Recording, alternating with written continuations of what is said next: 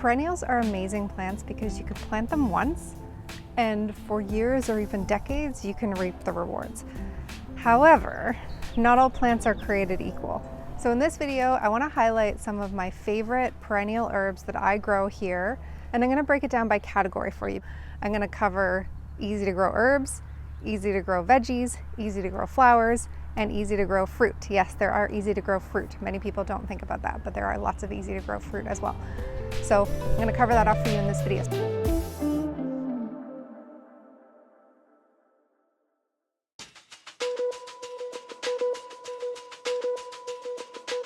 Before I get into the actual plants that I think are easy, let me just explain to you why I call these plants easy. What exactly qualifies something as easy? To me, a plant is easy if it doesn't require a lot of maintenance, if it can handle periods of drought, right? So I don't have to be constantly watering it, and it doesn't have any major pest or disease issues. So it's low maintenance, I can leave it alone as much as I want, and it still does fine. So that being said, let's get into the first category, which is herbs. I'm starting with herbs because I actually think herbs in general is the easiest category of plants to grow. The herb category is probably the biggest. There are a lot of perennial herbs. And even within herbs, there's medicinal herbs and then there's like culinary herbs, things that we're probably more used to growing. This is catnip. Catnip I use in tea. It's really, really nice for tea. And honestly, this thing spreads, but it's not aggressive. It's an easy to handle herb. So mint is easy to grow, but aggressive. So I'm not gonna call that easy because you do have to take care of it. Catnip is close, but it's not so bad. I can easily manage my catnip. So I would call catnip an easy to grow herb, wonderful for teas, and smells so good. Thyme is another one. I talked about this a little bit in my last video.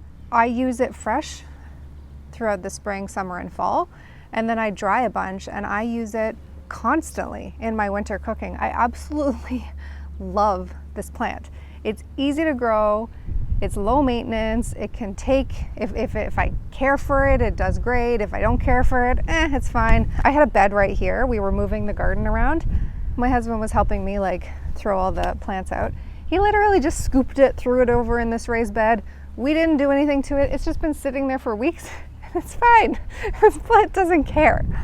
So if you like to cook and you want to get maximum value from a culinary herb, this is one of the ones that I say definitely grow. So this is that bed I was saying I threw my thyme. This is the thyme I just threw randomly back here. Some parts are looking sad, but overall the plant's doing pretty well. The other one I did that to was oregano. We literally just scooped it and threw it. It doesn't look great. This bed is just under construction and I just haven't moved it to its permanent place. I just needed to put it somewhere where it wasn't gonna die. So oregano is a perfect example of another easy to grow culinary herb.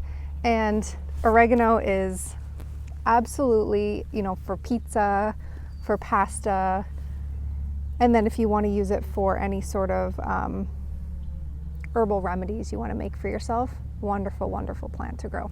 And clearly, easy. If you learn about herbs, there's different energetics in herbs. I'm not going to go too deep into that in this video, certainly. But marshmallow is one that I rely heavy on because I am always cold and I run very dry. So marshmallow, I can just use the leaves, or I can use the roots, doesn't matter, or the flowers. A lot of this plant is helpful for me and great for making teas and drinks in. It's wonderful. And this plant's actually really pretty. And it grows, I don't do anything to it. I never water it. I just cut it back, and that's it. The last plants in the herb category that I want to share are chives and garlic chives. I'll include them both together. One of the things that I love about chives comes up super early in the spring and it stays all summer and into the fall. So it's wonderful. And I do nothing to care for this plant. The only thing I do because I like to is I chop it back. The garlic chives are a close second. They're super easy. They're just not as common. I don't find a lot of recipes call for garlic chives. So I wouldn't put that ahead of chives, but if you have the space for both, do both. The next section is easy to grow perennial vegetables. So let's start with the first one, which is asparagus. I have asparagus growing here in my raised bed, and I also have it over in what I call my market bed, because I used to do market gardening. The way that asparagus works is, how it grows is, you know, you have these stalks, and at the top here, you know, you're used to these asparagus tops, these little parts that kind of come together, but it'll actually grow really tall. And they'll flop over and they'll take over, and it can become difficult to weed and to even just get around it. That's the hardest part about asparagus, is just keeping it in. So I usually just throw some trellises up around this section of the garden to keep it in. That's all I do.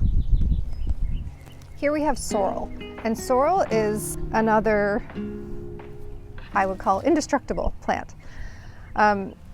Sorrel it's an interesting one because it's lemony,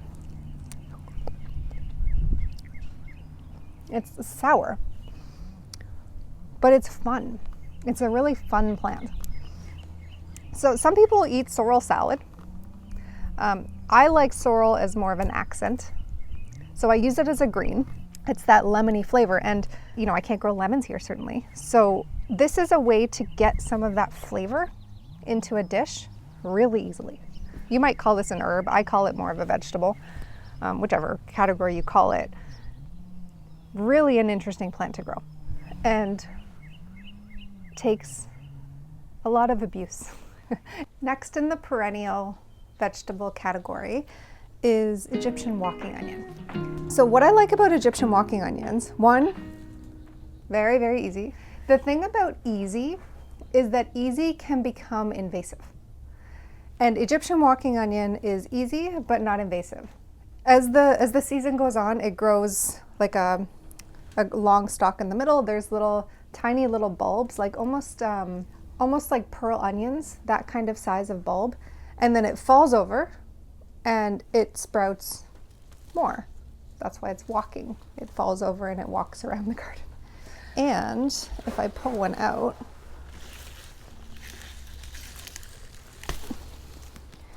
I will take the base of this, I'll just peel off this part here, and I'll actually chop this and use it like a giant green onion.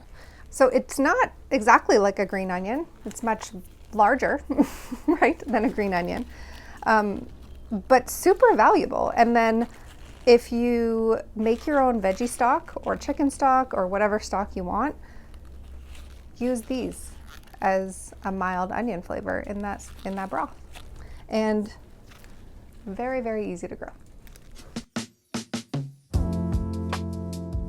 All right, next up is the category of flowers. I'm gonna split this into two subcategories. There's so many I would want to put in this category. I do want to specifically highlight some of the easy to grow edible flowers first, before I get into more ornamental flowers, because I think they're both worth mentioning. So, edible flowers first. This is a tiny little chamomile plant. It's still early here in the spring here. So this plant isn't quite in bloom yet. I'll find some video to show you of my chamomile from previous years. Not a perennial, but I'm gonna include it as an honorary member of this category, because a perennial is a plant that stays in place and comes back year over year, but chamomile returns just like a perennial here. It can become a little bit invasive if you don't keep it in check, but not so much that it's like worth excluding it from the easy to grow list. And chamomile is wonderful, wonderful in teas. I use it especially for the nervous system to just calm you down. I like to use it with lemon balm, which is also still really young here. I'll make a tea out of the two of those and add some marshmallow root, or marshmallow leaf rather, and it's wonderful. So, honorary member of this category is chamomile. Now onto an actual perennial, which is lavender. And lavender I would actually put in the category of ornamental or edible. It's an edible plant for sure, but you can just grow lavender for beauty. If you never use it in any sort of dish, it's still worthwhile growing in my opinion. Lavender is, it's a Mediterranean plant, right? So it likes the really hot, dry climate. So you don't ever have to water this plant. It's lovely, and it will produce lots of lavender for you. Let's move on to some easy to grow flowers that are more ornamental flowers. I don't eat these.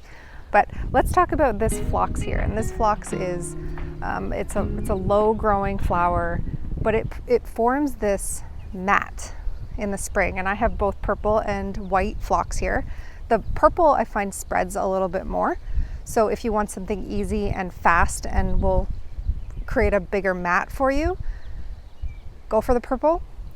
I would say the only thing about phlox that is good to consider if you want to keep it in the easy category is just stay on top of the weeds, because the weeds can actually crop up in the middle of the plant.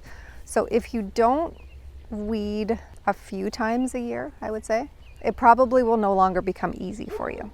So I say easy because it grows really well without any care. Another easy to grow spring flower is daffodils.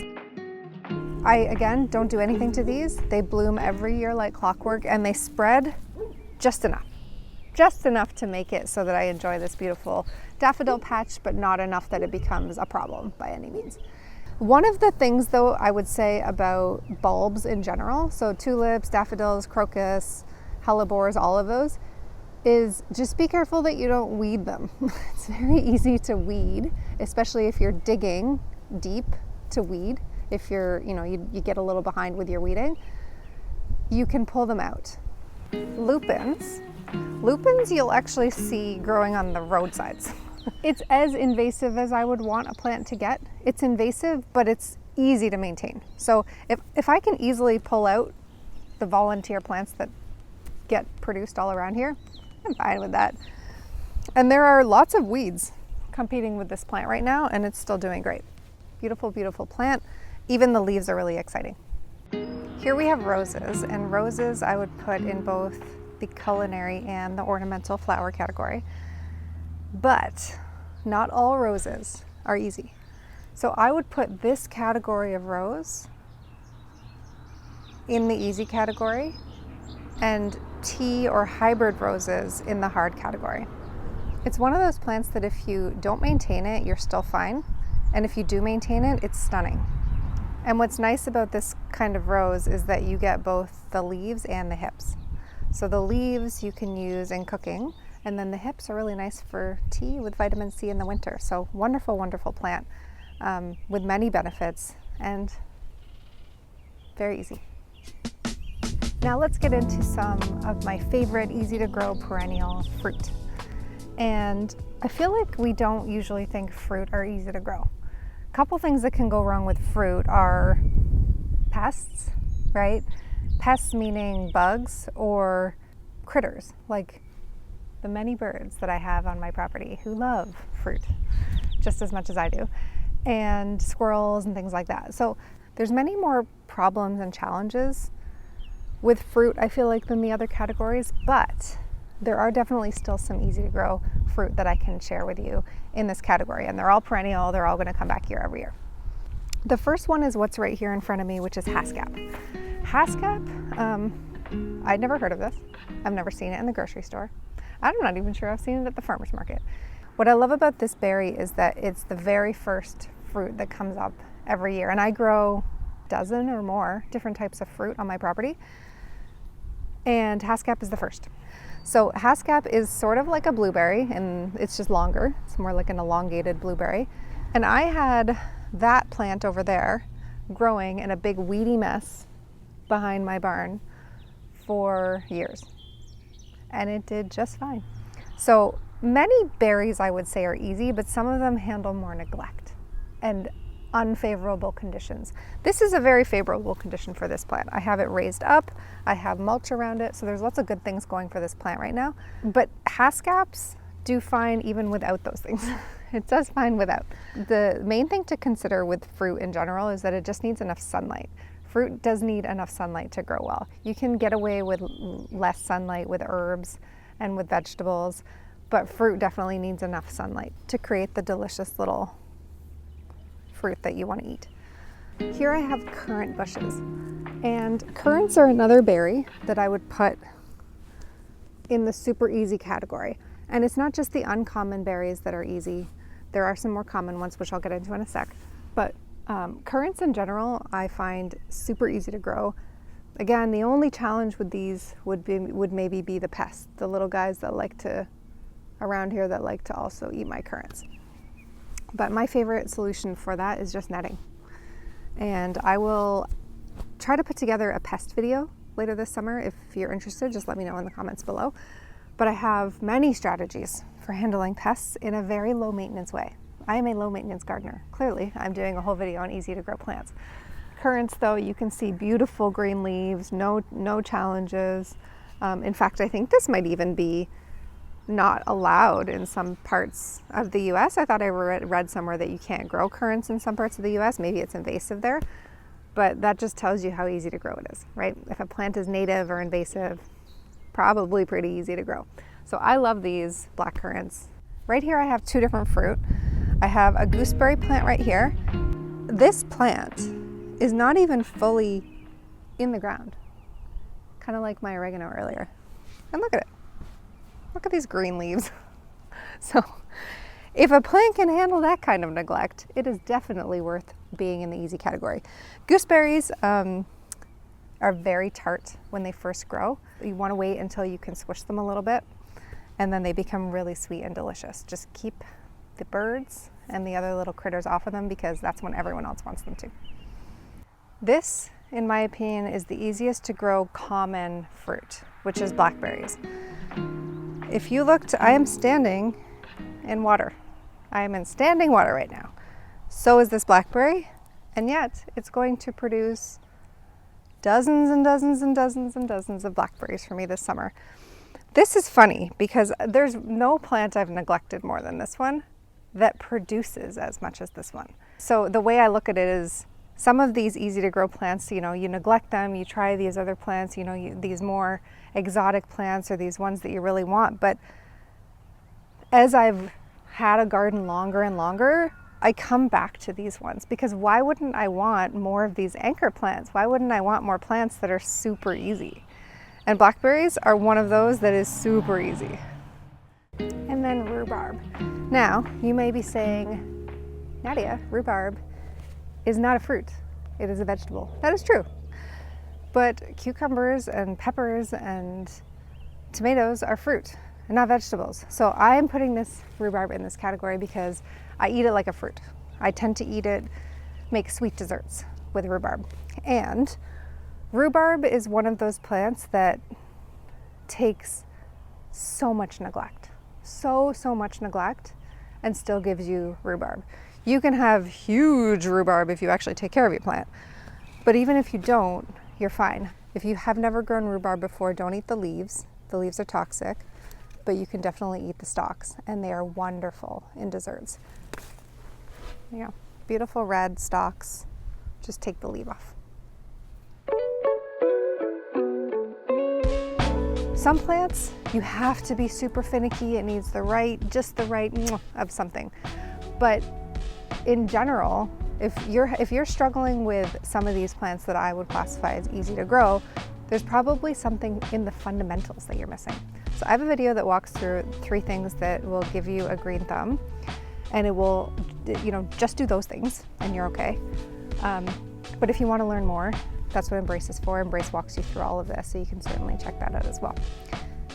If you have any other perennial plants that you love, that you think are easy that I missed, tell me in the comments below.